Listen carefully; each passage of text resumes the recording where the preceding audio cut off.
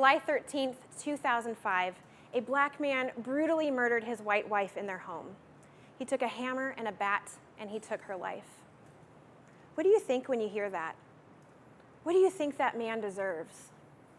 Well, what if I told you that he was 72 years old and was soon after diagnosed with mental illness?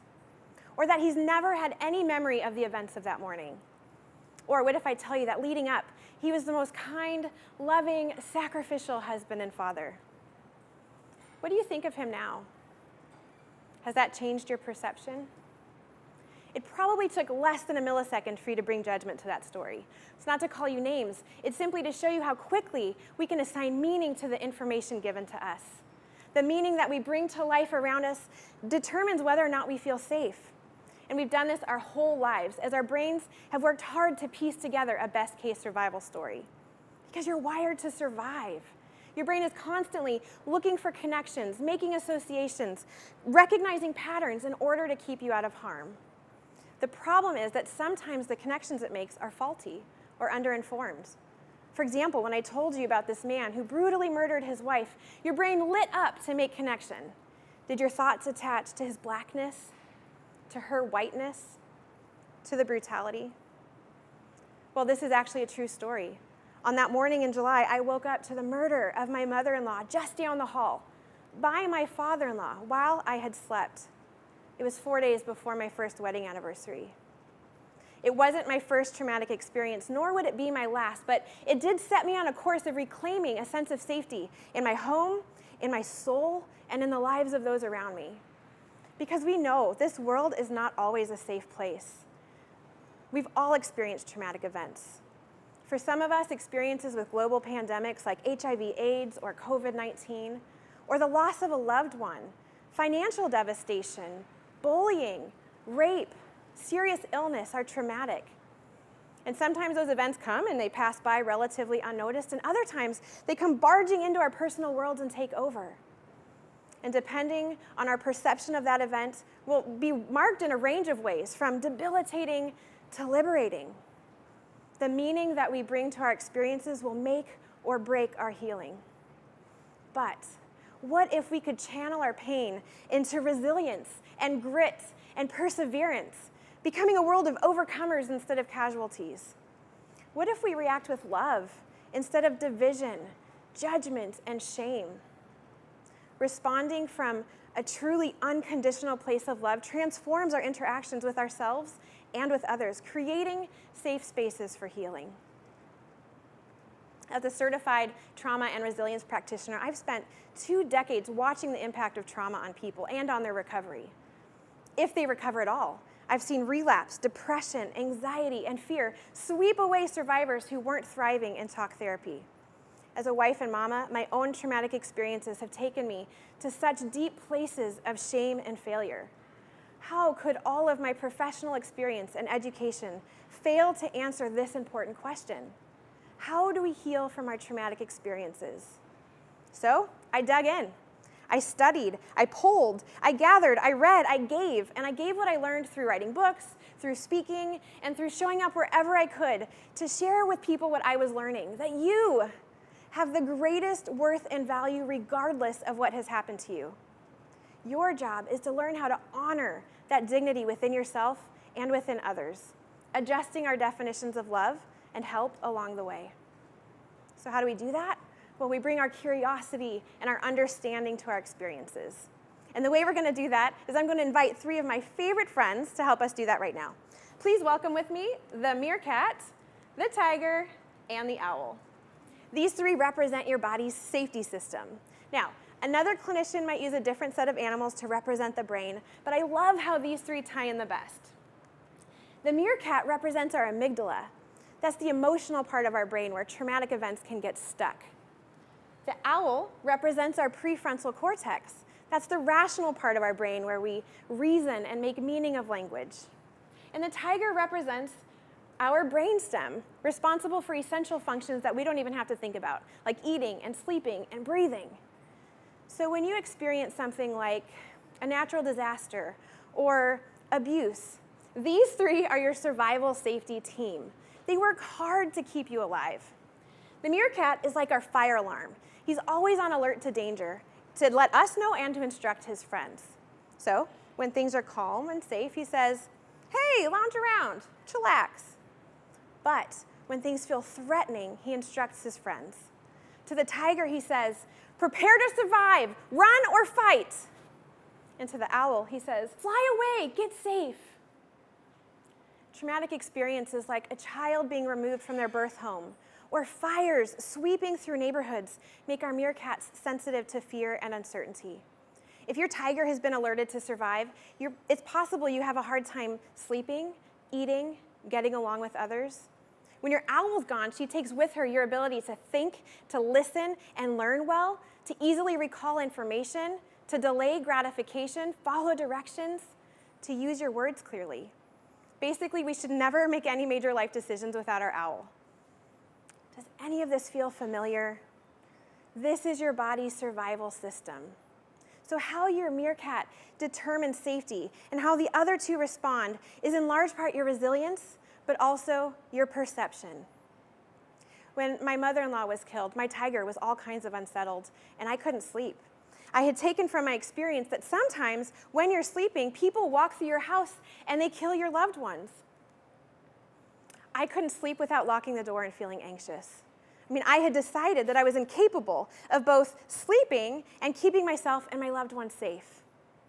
My husband, however, perceived that bad things happen, and this was a freak accident. And sleeping is still safe.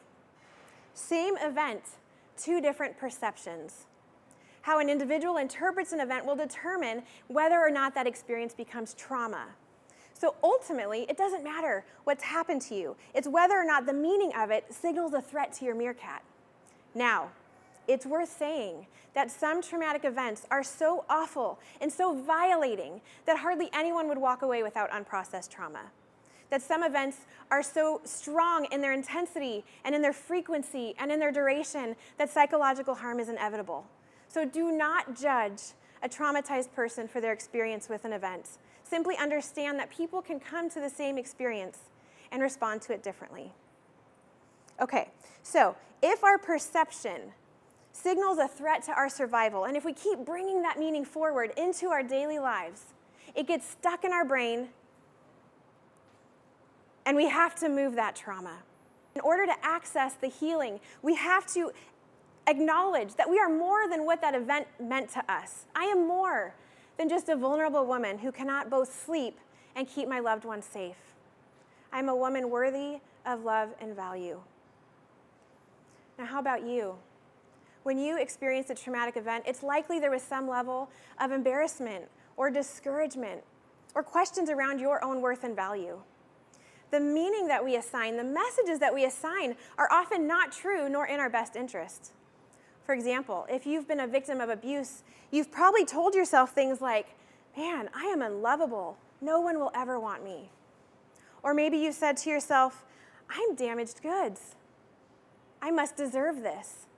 If you've been exposed to civil unrest, it's possible you've heard, "I can't protect my loved ones. I'm a failure." These messages do not help us, and we have to understand the impact they have on our ability to show ourselves love and compassion. And we do this by understanding that the brain is designed to respond to threats to our survival. When we realize this, we can understand that of course you didn't use your words to stop the abuse. Your owl had taken flight.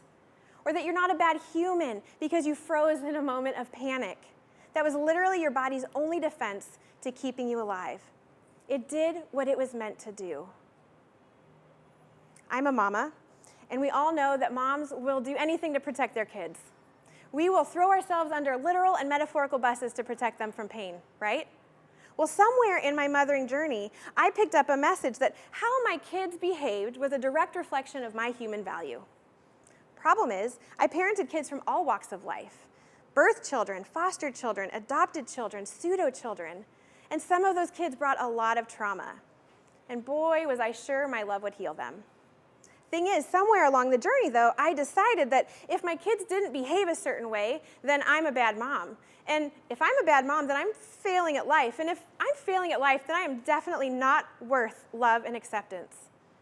So I spent myself endlessly to avoid that level of disappointment. And that was a lot of work for my meerkat. In fact, not only had I treated people for complex PTSD, I ended up being treated for it. In my own recovery from constant, ongoing exposure to traumatic events, I had to alter the message I'd believed in order to move the trauma and claim the healing.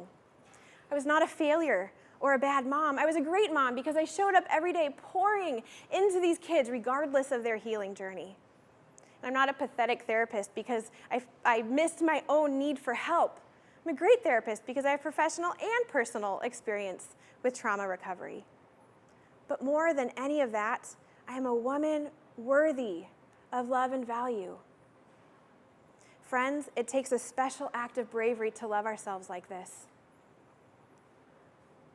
You know, that's the great thing about this, is that when that shift happened to where I could see my own value in the midst of hard circumstance, suddenly I could see the people around me in process too, and I could feel compassion for them. You know, that's the other thing about the healing we experience when we're willing to challenge our own narratives and judgments. Suddenly we see the people around us in progress too, and we can extend grace and patience and understanding and love and true help and support. But when we don't challenge our own narratives, we end up living from places of fear and pain, and we can't empathize. And without empathy, we attack people and we push them further from love and from empathy. But when we are willing to create safe spaces for ourselves, we actually draw those around us into connection with us. It's powerful. It's world-changing. It's love. I must know my motivation. And if my motivation isn't love from within a healthy understanding of myself and an integrity to live honestly, then it isn't love. Love is when I say to you that you get to be who you are worthy of value and love, and our differences don't give me a right to abuse you. And maybe I don't have all the answers, but I see who you are, and I love who you are, and even when you make a mistake, you are worthy of love and value. Listen, there's no growing without the challenge and chaos that our traumatic experiences bring. There's no finding who we are. So the way to grow, the way to develop resilience is through challenge, integrating what we're learning, growing, and meeting the next challenge with more resources. We get to give our meerkat, our tiger, and our owl more tools for keeping us safe in all the ways. You know, it's been a number of years since the murder of my mother-in-law, and I can finally sleep at night without locking the door. Well, most nights. But more than anything, I have the most precious relationship with my father-in-law. He is a man worthy of dignity, restoration, love, and peace. And yeah, I've had to work through pain and anger and sadness, but love looks like showing up in someone else's pain and saying, I see you and you still matter. And he does, in all the ways. But I can only say this because in my own healing journey, I had to come to an awareness that I am more than what that morning told me I am. And that made space for me to see that he too is worth far more than any meaning we brought to that morning. We're all going to experience traumatic events. It's inevitable. So when the next one comes, I invite you to utilize your survival safety team. Yeah, they're going to do their job with or without your awareness, but with it, you can resource them. And you can bring calm to your system more quickly. Then, bring your curiosity and your understanding and your grace into that moment with you. Pay attention to the messages you're telling yourself about who you are from within the event, and make sure they're true. And finally, we must put on the bravery of self-love so that we can, in turn, bring love to the world for the healing of each wounded human. Together, we can create safe spaces for each of us to know that we are worthy of love and value regardless of what's happened to us. Thank you.